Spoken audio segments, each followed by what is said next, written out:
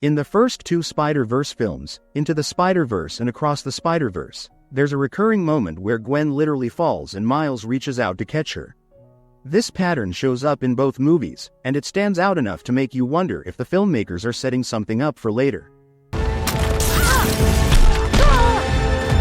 Gwen!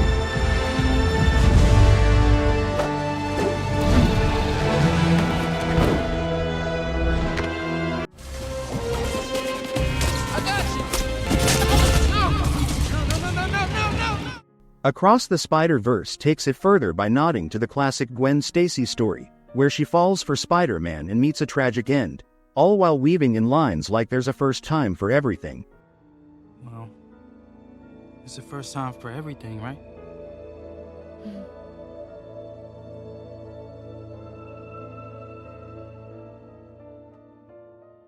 Those elements tie directly into the film's core idea of writing your own story and choosing your own path instead of following the expected one. Killing Gwen off like in other versions just wouldn't fit the narrative they're building. It goes against the whole point of breaking cycles and making new choices.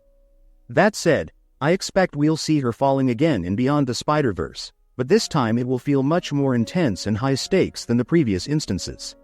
It could happen during a massive multiverse crisis, with even greater tension as Miles fights harder to reach her, testing their bond and his growth in a way that pushes the story forward.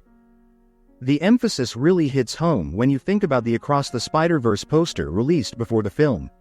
It showed Miles reaching for someone, and at the time, people assumed it was him trying to save his dad since trailers highlighted that threat early on. That image stuck with everyone as a nod to his father's danger. But once you watch the movie, you realize that it's a screenshot of the scene where Miles reaches for Gwen as she falls, flipping expectations and strengthening the foreshadowing for the next chapter.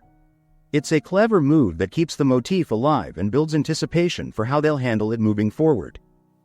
Miles and Gwen stand as the true heart of the Spider-Verse franchise. The creators clearly recognize how vital their relationship is, pouring real effort into building it across the films so far. If Gwen were to die, it would unravel the entire uplifting message these movies push, ideas like forging your own path, defying fate, and writing a story that defies the odds, which would instead validate Miguel's grim warnings and prove Miles wrong about everything he's fighting for. They could have introduced tension between Miles and Gwen in countless other ways, but they specifically chose to echo the classic Gwen Stacy trope from other universes, where her fall for Spider-Man ends in heartbreak. In every other universe, Gwen Stacy falls for Spider-Man.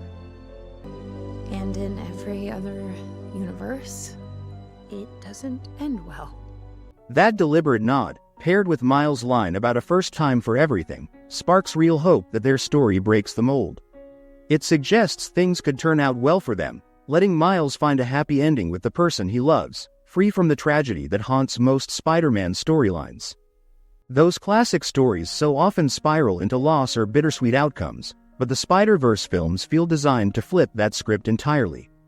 The franchise shines by blending what we expect with the unexpected.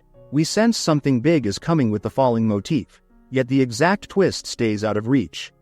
In my view, Gwen dying just doesn't fit that pattern or the narrative payoff.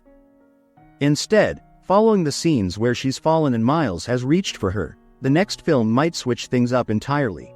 With Beyond the Spider-Verse featuring Gwen's redemption arc toward Miles as a key element, we could see him as the one plummeting, facing a near-death moment of his own, while she steps up to save him. That reversal would deepen their bond, highlight her growth, and keep the focus on mutual support rather than repeating old tragedies. One thing I learned from Miles, it's all possible.